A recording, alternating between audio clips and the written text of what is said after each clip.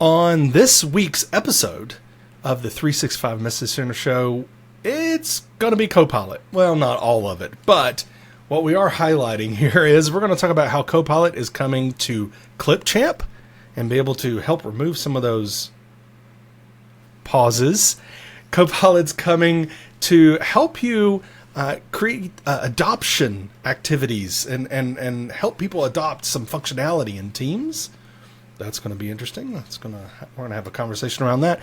And Copilot's coming to Viva Engage to help you write better content. That is all of that and more is coming. So stick around.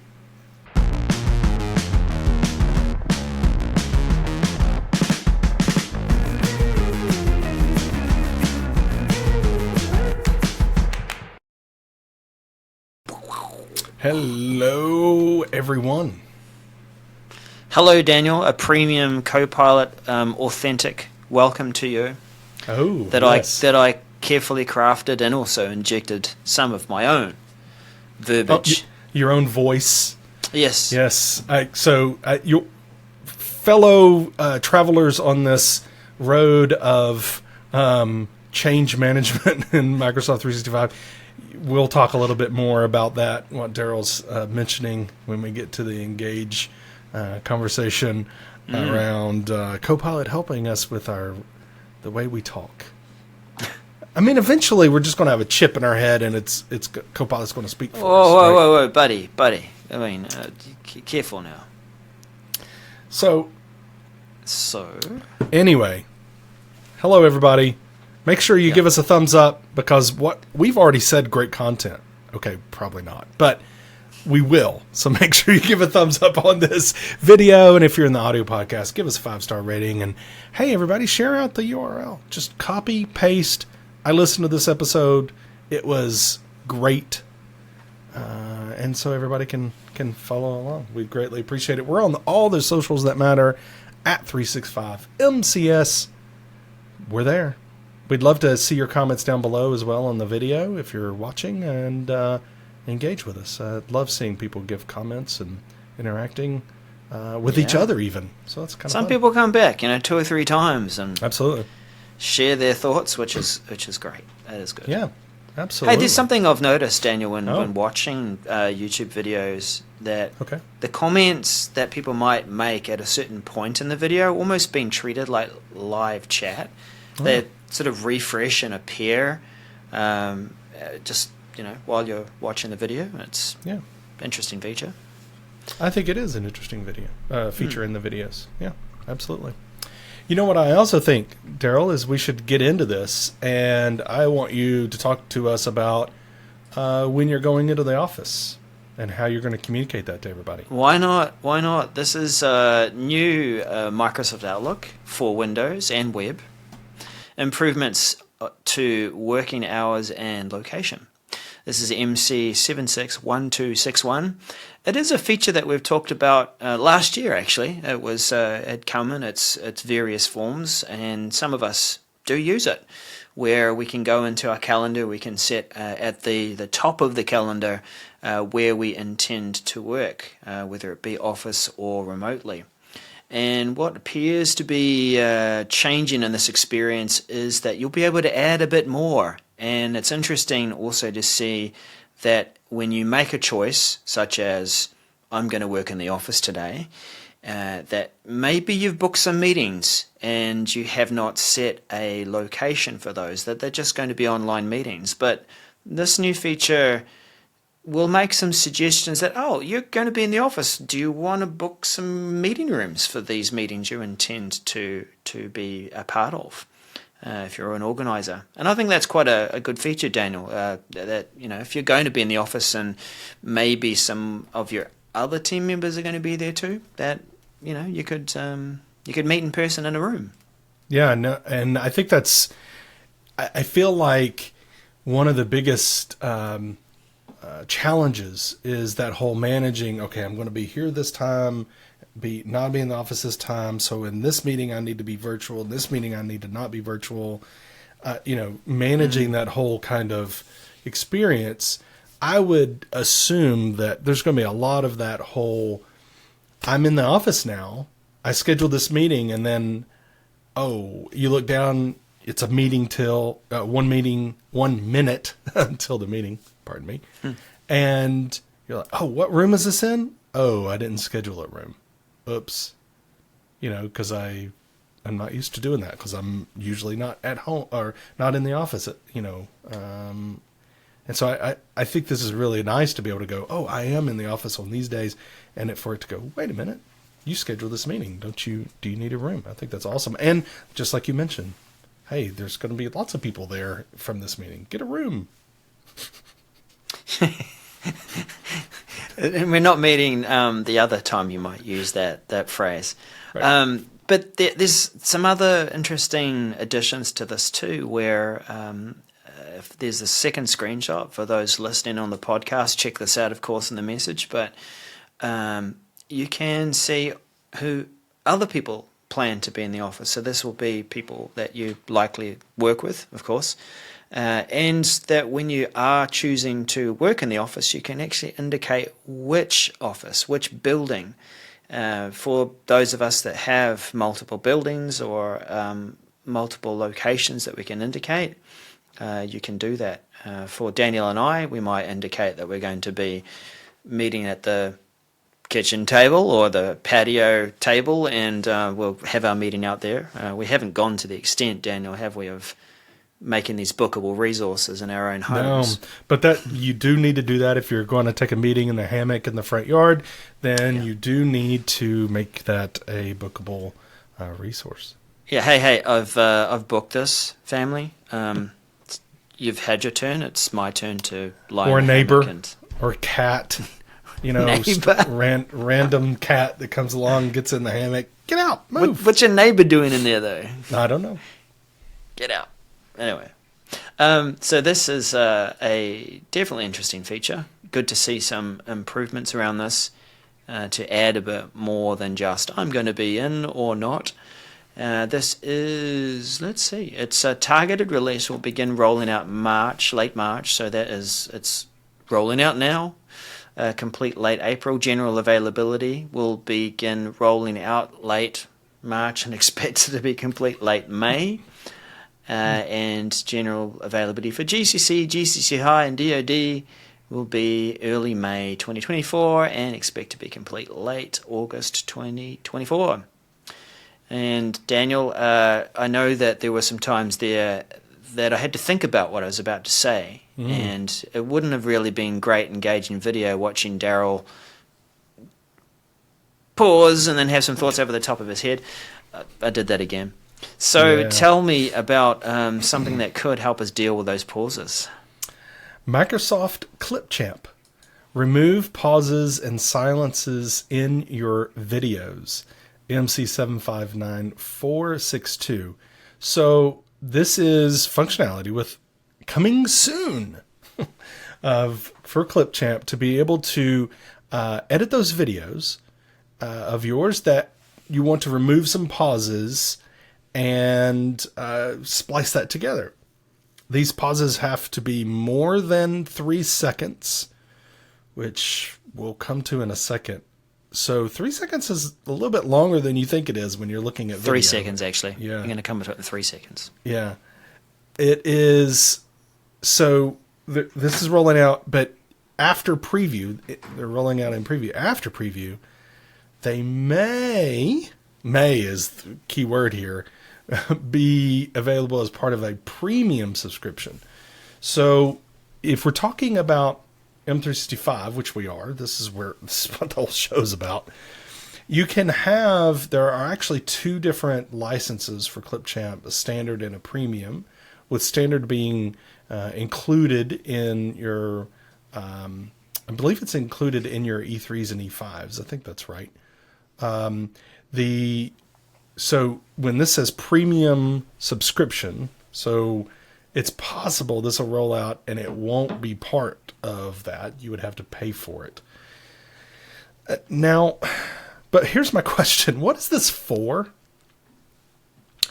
I know it's for video, and I know it's to remove 3 seconds of or more of pausing. Who's going to use this? Is this for meeting recordings? How many meetings have you been in where there's just no talking whatsoever? For I don't know. 3 seconds? Is this for town hall type presentation meetings, where people, or videos where people have talked and maybe they're just walking around and not talking and then they talk again? I mean, I don't know. I just don't know what this is for. I don't know. Is this for videos, like you're producing videos and so that this pause thing is there, so you're like, I want to pause here and move on to something else, and so I need to not pause for 3 seconds because I do want the pause to be there? Because if it's more than 3 seconds, then they're going to cut it out if I use this I don't know. I just don't understand it. Maybe, Daryl, you could help me. I don't know of a scenario where, and they don't tell us, they don't give that here. Why would we use this? When would we use this? The different scenarios you brought up would make it a bit awkward, right? If you've got a town hall and your leaders actually pause for 3 seconds to give dramatic effect, I guess, or maybe they're walking their way across the stage, then you wouldn't want to cut that out. In a meeting, maybe there are some times when there are 3 second pauses or longer. If any suggestions? Anyone? Bueller? But if you're doing that, if you're going, anyone? And it's not a 3 second pause, is it? You feel that? Yeah, it's not a 3 second pause. Yeah, yeah. But no, the last scenario you said, which if you are deliberately trying to record a voiceover for something, this is where I think this is where the 3 second pause actually, you're anticipating it and almost planning it, because you've got the lines that you might want to say, maybe using a screen recorder, that you're deliberately trying not to move much. And that's something that, we'll say to audio listeners. What other kind of listener is there? Sorry, podcast listeners. That for that 3 second to be taken out, sometimes it does look very jumpy if you're in the middle of moving and being expressive. That your head could move off to the side of the frame, or your hands are up or down or whatever. It looks a bit weird. Could be a useful feature, but it's probably going to take some practice to use it effectively. Absolutely. Yeah, absolutely. And now it's not a just do it kind of thing. You can say remove all pauses, but you could also selectively remove. So it's not, it does have some power there. I think, things like, maybe there's like, it is a town hall and someone goes off the stage and someone else comes on the stage and there's just this transition, and maybe that is something, but I don't know. Anyway, enough of that, Daryl, because I don't want to talk about it anymore, other than when it's rolling out, which is late March for public preview, which we just passed. So now rolling out through early July. So they're taking a little bit of time. And worldwide general availability is early July through mid-July of 2024. And remember, it may cost you more money anyway to do this. So just be on the lookout for that. I do, though, want to stick with Copilot, if that's okay, Daryl, with our next message. And let's talk about adoption, shall we? Well, Daniel, I'm actually going to reverse things around here. I know that we've got two messages that kind of cover the same thing. I should have said this earlier, but it makes sense to cover the one about the admin center and driving adoption with organizational messages first, because it's the Copilot one that leverages that same feature. So let's do that. This is Microsoft 365 Admin Center, drive Microsoft Teams adoption with organizational messages, MC 759458. Look, in both cases, it's talking about popping up messages to drive adoption, Teams or Copilot. And perhaps we're going to see these features pop up in other places too. In fact, I think we do as we drill down into the details down the bottom of this message, there is adoption score organizational messages that you can use to configure them. But what are they? I actually honestly haven't looked at them before. These are ways of being able to, based on behavior or lack of using a feature, you can make messages pop up that will encourage people to use a feature. One of the examples that's given in this message is maybe you're not using the React feature much within a Teams meeting to show thank you or agreement, or that, wow, amazing, you're doing a great job with this webinar or meeting that you're running. So it's like a coach mark, a speech bubble that pops up, and it points to the feature and suggests that you take a look at it, learn more, or you can dismiss it and say, I've got it. And this feature can be done within Microsoft Teams. You can go through to the or adoption score, and actually with a role that has been created for this called the organizational writer role. Yeah. Message that you writer, can right? message writer, yeah. Yeah, and I don't think it means that you necessarily can write the copy yourself, but that you can use templates to create these messages. Now, the reason Daniel and I put this together with the Copilot message is that it's the same capability. So if you now wander over with me to Copilot in Microsoft Teams, send pop-up messages to users about Copilot, MC759459, and I realize that this is a message you're going to see if you're an organization that's got Microsoft 365 Copilot. That same sort of thing. If you're wanting to drive usage and adoption of Copilot, then from the Microsoft 365 usage reports, you can also configure or trigger these sorts of messages to prompt the use of Copilot. It's going to be looking at individuals' usage, so it's still privacy related. It's not going to call out that Daniel's not using the license often enough, so we should reassign it. But it is going to, in the background, be looking, is Daniel using some of these features enough? And it's going to prompt him and suggest, hey, try searching the transcript during that meeting, or using the chat feature to use Copilot a bit more. Now, let's just pause there for a bit. Daniel, what do you think of these types of messages? Are they going to be useful? And how often do you think a change manager who might have this organizational message writer role go in and configure these things? Yeah, I think on a limited basis, it could be helpful. Having people interact more in Teams meetings and not just sit there, actually use reactions and give feedback to people that are speaking. And it's great, and I mentioned that because that's what was highlighted here.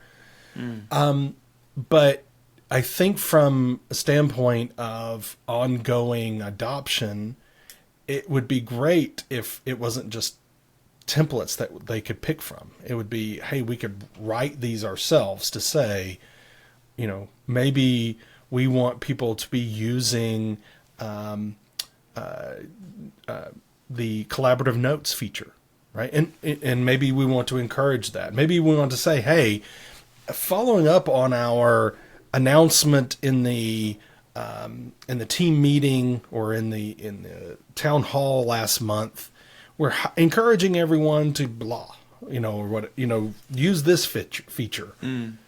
I mean, that would be very useful, especially seeing that people are not using it. Hey, remember, we're trying to use this feature. I think that would be helpful, but that's not what this is. This is using templates that Microsoft provides you to be able to put that in there. And I understand kind of why, blasting these messages across the organization could be interesting if the wrong people were writing them. But I kind of feel like, it would be a little more useful if we can customize them. And which is with, pretty much every feature that comes out, people say, well, okay, great. How do I customize it? I think that's where the power would be with this. Yeah. The difference between the two messages that we've bundled together, the one on Copilot doesn't have any additional information about how this feature works, so you can't click through and see a bit more about it, but at least it's telling us that it's in the place where you are reading up and seeing how is the usage going within my organization. Are they using Copilot in different ways and in different apps? Whereas the Teams Admin Center one, which talks about driving Teams adoption, does have the additional article, so do check that out. So for Copilot message about the pop-up, general availability is late March, so that's now, complete mid-April. And the Teams adoption one is same thing. It's almost as if they're using the same capability. How about that? Daniel, moving on to another Copilot feature. So this really is sponsored by Copilot, this episode. Yes. Premium Viva Engage, new Copilot and AI summarization. So this is a feature that actually started rolling out in preview a little while back. So this is not something that's brand new to everybody, but it is talking a little bit more specifically and giving us some details and on how to manage it, but also when it's going to be rolling out to the general public. This is Copilot in Viva Engage, and it is available to those that have a premium Viva Engage license. So that is part of that they have Viva Suite, or they have the employee CNC, the communications and communities license. And so when you have those licenses and you're going in and you're going to create a message in Viva Engage, then it will help you.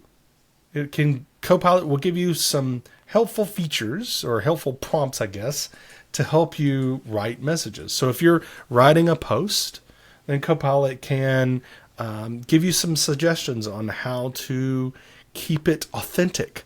Keep your what you're saying authentic. Maybe it can tell you are you're writing in a way that is more, doesn't have a little flair to it. It has very... You sound like a marketing person. Come on. Right. You sound like a robot. Maybe, and then the robot says, you sound like a robot. Maybe you need to add a unique perspective and add some story to it. We're going to have to come up with a different, modern version of look at the pot coiling the kettle black. Right, exactly. Maybe using Copilot to inspire you on what to write. What are some topics that maybe I should write about? I think that's actually an interesting one. Where's it going to give that? The information, is it connected to the graph and therefore it sees that I wrote a document about something, or I posted a news item in SharePoint about a topic, and then it suggests for me to write something about that here? Maybe. I don't know. I think it does say that in the message, that it draws the suggestions from what you've already created in Engage. Yeah. So I would like for it to be expanded a little bit, but it's saying that you write a whole lot in Viva Engage. You just wrote a post in the cat lovers community, and then you go to your project managers community. Do you want to write about cats here as well? Good luck project managing cats. My goodness. Yeah, no kidding. That was my point, hurting cats. So this is, there are some details on, how you can manage this from an admin perspective of turning off Copilot and stuff. So you can read more about that. And of course there's pricing links at the bottom if you want to take a look at, how the pricing goes. So public preview started rolling out in January and completed that in February 2024. General availability worldwide is now going to be late April 2024 through late May. So it's coming. I think there's a little bit of pause to tweak, but it's coming April and completed in May. So that's pretty exciting. I will tell you something that's not Copilot related that is exciting, and that is some formatting on SharePoint pages, right? That's actually exciting to me. Yeah, well, I mean, maybe we're going to see a Copilot there one day that'll say, would you like to use heading 2 or 3 here? Maybe. I don't know. SharePoint Online, new heading level options for web parts. This is MC752513, and I think it's going to make a lot of intranet and internal comms people happy that we've got some tools to make our headings look a bit more consistent around the web parts. So, what's happening here? Our web parts, sometimes we've up until now, we've put them on the page and we're stuck with the heading that's there. It is sometimes, and in the past, been a bit inconsistent around the size and how the font looks, even the alignment. Trying to get things to line up, and we're talking about page setting here and making things look pleasing to the eye. What we'll be able to do is change up the type of heading style that is used for web parts. So imagine you've got a set of different web parts that are, I guess, you could group them together and say that they're related, but they're not as important as the heading 1 style that you've used on your page.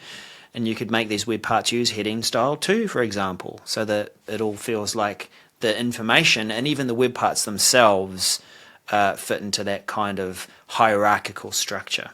Very nice. The headings will also align with the styles that are currently used in text. So if you're using a heading style 2 for a web part, then it's going to match the same font size and as you would use heading 2 in a text box. They've outlined the text sizes. Heading 2 will be, for example, using 24-point font instead of 28.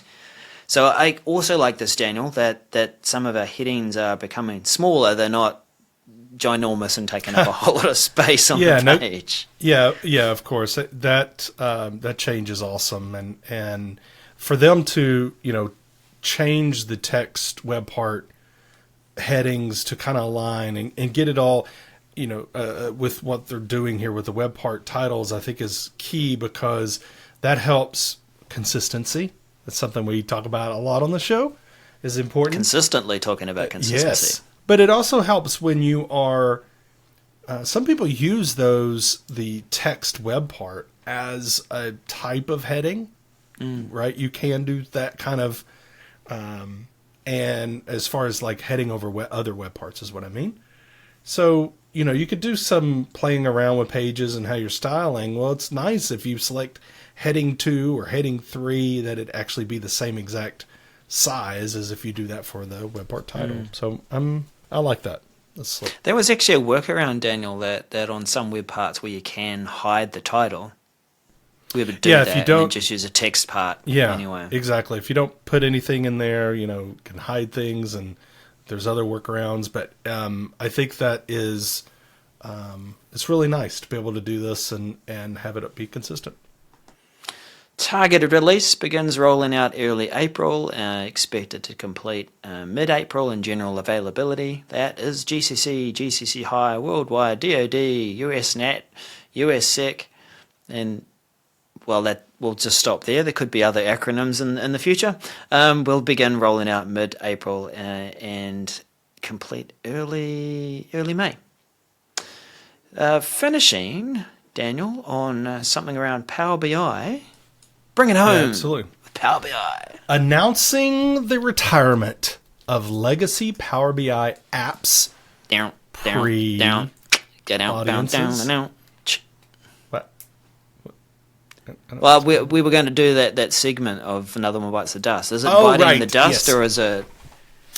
Well, kinda. I mean, we've got, so there's a new version of Power BI apps. And so apps, what are we talking about? Apps are, you can create an app in Power BI that it takes content within a workspace and creates an app. And therefore, your users can consume that app in a state that you prescribe, and the navigation you prescribe. It has the reports that you want to have on there. And now the new version allows you to have audiences, so you can target your apps to different audiences within your organization. So the ones that didn't do that, if you created an app for a workspace pre-audience version, then you're going to need to upgrade those. And so that it has that, it's the new version. So you can read about the changes and all of that with a link there. I will say for this one, I think it's very interesting that they use that. You know how you can insert links? You're not supposed to say, you can, well, that's the way it says it here, apparently. You're not supposed to say, you can read all about it here, and then the word here is the actual link. You're supposed to, have a link outside that. But anyway, so click on the word here, and they do it twice. That's awesome in this message. Mm-hmm. So maybe, maybe it'll be updated by the team and it won't do that anymore. But anyway, so click there, find out a little bit more about how, and then on the second one, it shows you how you can go through the upgrade. It's not that difficult. So, make sure that you get that upgrade done. This May 1st is kind of the timeline. You need to get that done. So you have this month, right, April, to manage that upgrade. And I will also say, while we're talking about Power BI, it was announced just a couple of weeks ago, but that they're eliminating the premium per capacity licensing. So this was the first premium capacity or premium licensing that they kind of rolled out in Power BI, which basically you could get a reserved capacity for your organization and move your workspaces into that and utilize that to give you power of CPU kind of power and processing and everything. So they're eliminating it, and they're going to what's called the Fabric premium capacity. I just want to highlight that. If you are using this premium capacity, you need to transition it because they will eliminate it. And that's going to happen in July 1st. New customers can't even buy it of this year. And then the existing EA customers have a different timeline. But I wanted to highlight that as well. It's another thing that is being eliminated and needing to change. So move to Fabric capacities, people. It's actually a different way of looking at how you pay for things as well. So yeah. So that's my Power BI spiel section. That was the Power BI minute for the show. And I think with that, we're going to call it. We're gonna call this episode, which is episode 327. We're going to call it quits. With the episode. I don't mean the whole. Yeah, just this episode. Yeah. No, we're not clickbaity YouTubers that say we're done. Unless you give us a thumbs up, it's over. We're over this episode. Maybe you are too. But thank you for joining us anyway. And if you've made it to the end of this episode, you've watched it right the way through, or listened right the way through, good job. Well done. And tell us in the comments, hey, I listened all the way through. We'll give you a great thumbs up. Hang on. We're asking them for thumbs up. Do we give them thumbs up for their thumbs? Yes. Okay. Absolutely. Thumbs for thumbs. All right. Well, thanks, everybody. We'll see you in 328, 368. What are we on again? I can. Yes, 328. 28. Next week. It's 360. Thanks, everybody. My goodness. Bye. See you.